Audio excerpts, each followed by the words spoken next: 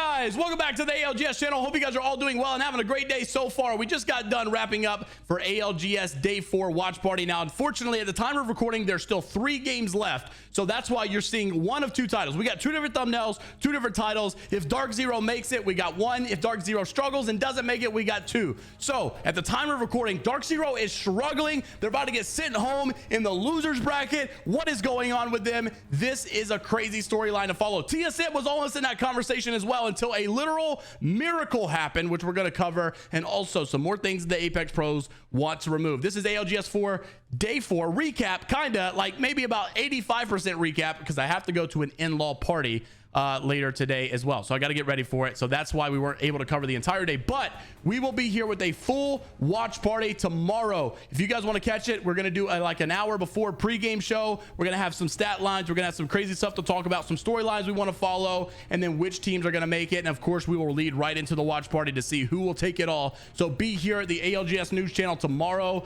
live right before the tournament goes up. So first thing I want to make mention of, you gotta like, you gotta subscribe, you gotta comment down below if you want to stay up to date all things Apex Legends esports related. And Kraber has been the conversation over the last 24 hours, as there's been a lot of griefing that has gone on. Of course, we saw the infamous 360 1080 YY no scope whatever coming out of MT for Moist Esports, which will probably be one of the craziest and greatest shots of all time in ALGS. However, the pros are still not sold on the fact that it is actually balanced for the game, and it's unfortunate to see because it is a lot of fun to watch. It is a really good momentum swing weapon. It's something that can make the hypest of hype moments, but the pros are just simply saying that this thing is shattering dreams. It needs to go out of comp. It's not balanced. It's just simply not it. And Slab, obviously from Go Next, saying it's for, they're saying basically Go Next would have made it into the, the next stage of the bracket if it wasn't for the Kraber. The Kraber literally destroyed their bracket run, and it sucks to see. And of course, a lot of people are not happy with it, but Stay Naughty also saying, F a Kraber. So I don't know. Do they really remove the Kraber? We saw in times past, they got rid of the self-revive because of pros wanting it, but they removed it from the entire game. Obviously, Apex is not going to do that. They've already nerfed it. What's the next step? Do you think they take a next step? They're already wanting digital threats to be removed as well. At this point, I just say, look, you got to make a comp rule set. Like, just make something that's exclusive to comp and ranked so that it's more balanced, and then leave pubs alone, because we do not want the Kraber to go. I mean, I understand the frustrations, but I mean, the Kraber is just so much fun to use, and it's so good for like hype moments like what we saw MT pull off the other day. Now, let's talk about these storylines. Like I said, about game 5, I think, is through, and you can see the live score update of the loser bracket. However, before we do that, we need to talk about the winners bracket and which teams will be in match point. You can see on screen right now, it is Black Hand coming off with a really surprise and a shock to a lot of people, finishing in first place and dominating in their winner bracket lobby. LG, Dreamfire, Optic Gaming in the top 4, TSM in number 5 spot. They will be playing tomorrow, and with a 6-point bonus as well. And then also Oxygen, Dojo, Ascend, Moist, and Realize. Now, we actually have a weird stat that will tell you who the champion is going to be tomorrow. Now, I don't know if it's going to repeat itself, if history is going to repeat itself and actually be true, but it is something to look out for. So what was crazy about this is you may see this and say TSM, oh, they dominated, they did great. No, they actually didn't. They were in 18th place in map number 7. There's only 8 maps, so literally the worst of worst spots almost. They come down with a miracle game 8. Literally, it could not have happened any better. And if you missed this live on stream, you missed a good one. Take a look at what TSM had to do in order to pull this winner bracket game ahead and make it into the finals. Roll the clip. In a crack. Can they play this perfectly? TSM in 10th. They have put themselves into contention for advanced starting points. And Dreamfire full sending down. Roy falls, 3MC falls, and TSM, they are going to find themselves in the winner's bracket. Literally the perfect time to clutch up, the best time you could go big. They decided to go and do it. That's what GOAT status is all about. I mean, honestly, TSM pulling it off is no surprise. Now, what is a big surprise that no one saw coming was the fact that DarkZero did not make it. So you could take a look from the bracket play that happened earlier, winner bracket round 1. Take a look at the teams that did not make it. DarkZero, the fan favorited, like, to go far, like, not necessarily the fan favorites. They're definitely the villains in this scene, but like, no one saw them going out like this. We all thought they were going to win, get second, top 3, at least make the finals, right?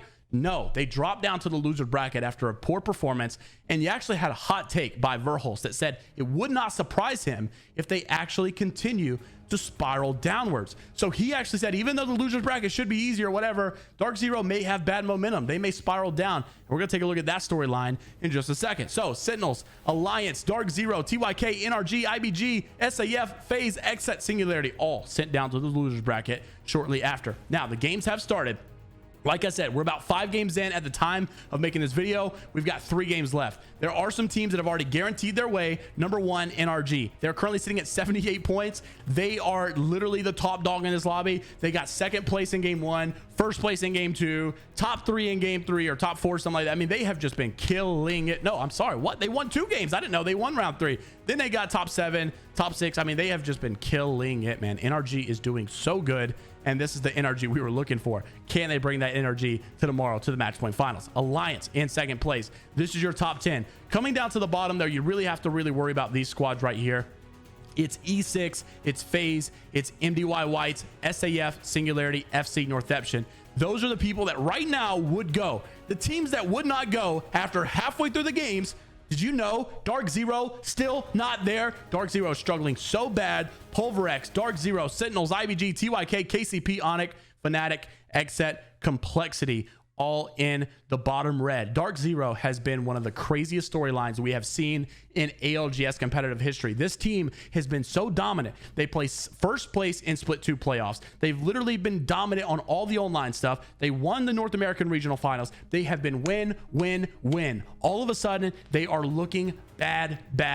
Now, the crazy thing is there's 2 titles for this video. There's 2 thumbnails for this video. If DarkZero doesn't make it, we're using one. If they make it, we're using another. So at the time of recording this video, I have no idea if they made it or not, but you're watching this video and now you obviously have the update if they made it or not. So comment down below if you're happy with the result. Now, if you don't know what it is, there's a link to the Liquipedia page where you can see if they officially made it. So like I said, normally the recaps, we do the whole day. Unfortunately today I just couldn't. I didn't have the time to do it as something popped up, but this is a crazy storyline, man. And I gotta say, with this DarkZero that we're seeing, even if they do make it, I lack confidence in this roster to pull it out for the finals. It just doesn't seem good for them. They're going to start off with the massive deficit as the winner bracket teams have a really big, jump with the 10 points for Blackhand. And honestly, I just can't see DarkZero competing against, if they're playing like this, they're not going to do good.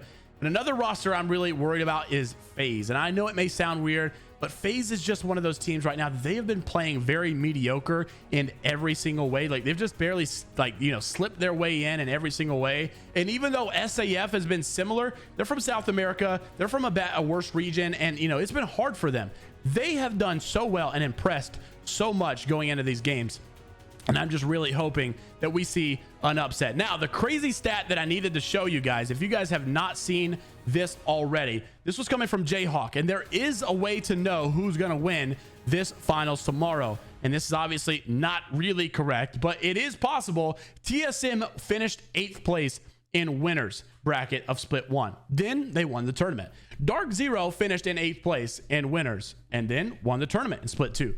Well, the champs for this one should be Ascend as they finished in 8th place in winners. Will history repeat itself, and will Ascend take championships in year 3? Now, lastly, just as we wrap the video up, if you guys have not seen this already, the Apex Lounge has posted the reason why Fallout was let go. So if you guys were not aware, obviously Fallout has this after hours show where they stream on Snipedown's channel, and basically in this they leak a lot of information of what's going on, and also what's going on, the drama between the ALGS system, because we have now been confirmed that they are not getting these mysterious iPads that they were getting with live score updates in the games. They're not going to be getting those for finals. I've actually heard that they're not getting them anymore, even in the games right now. So that would be huge. However, they're going to be live soon on Snipedown's Twitch, and this is going to be some big drama updates. Well, in this, we actually got yesterday as to why Fallout is no longer with the ALGS. At first, we thought maybe Fallout was just going to explore some other options. We also thought maybe some rumors were going around that were true. However, Fallout decided to basically clear the air. And if you guys were wondering why the Apex favorite caster was no longer here anymore, well, he explained it over on this podcast. Roll the clip. What's going on?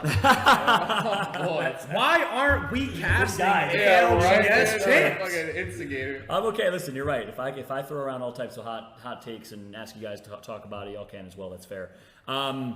Yeah, it's a long story. I will say there were things that I was told I can and cannot say on stream, and in general, and can and cannot do.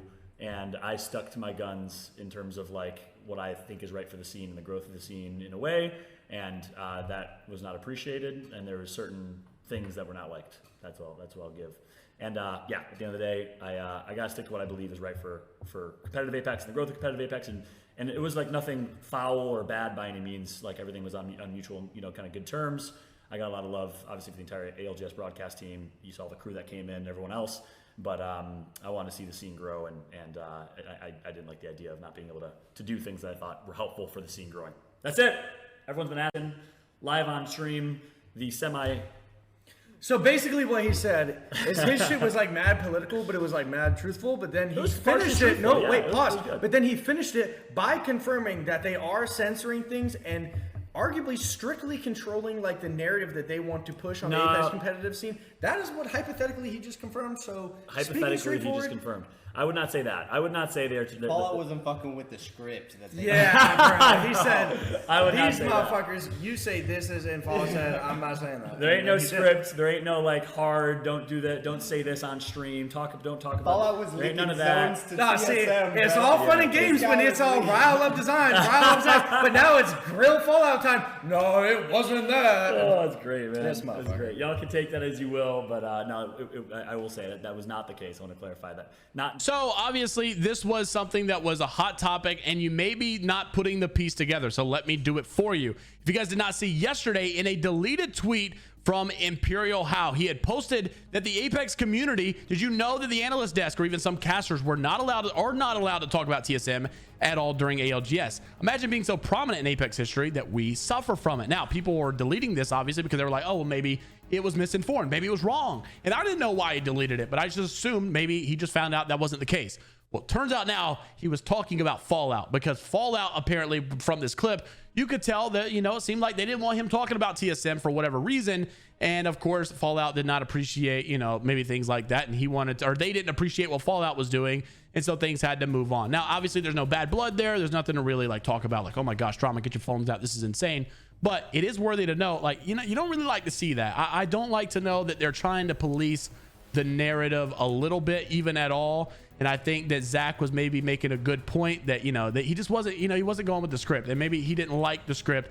Maybe he thought that it could benefit a little bit better by posting a different type of idea in the casting world. And I wish it would have gone, because I feel like Fallout was the favorite in this ALGS scene. Unfortunate to see him not there anymore, but glad to see that the man is still around for streams. I mean, honestly, it's good to have Snipe Down, Zach, and Design all on like after hour podcast talking about the games. I mean, we need more content like that. That's why we're doing the interviews over here very shortly. We're going to be reaching out to some players to interview. So don't forget to comment down below which player you would like to see be interviewed and what question you would ask them as well. We'll see you all in the next one. Make sure to like the video, subscribe to the channel, and comment down below what your thoughts are on the games today. And please pray and tell me that by the time this video releases, that DarkZero has an answer. Did they get eliminated? Did they not get eliminated? Did they make it?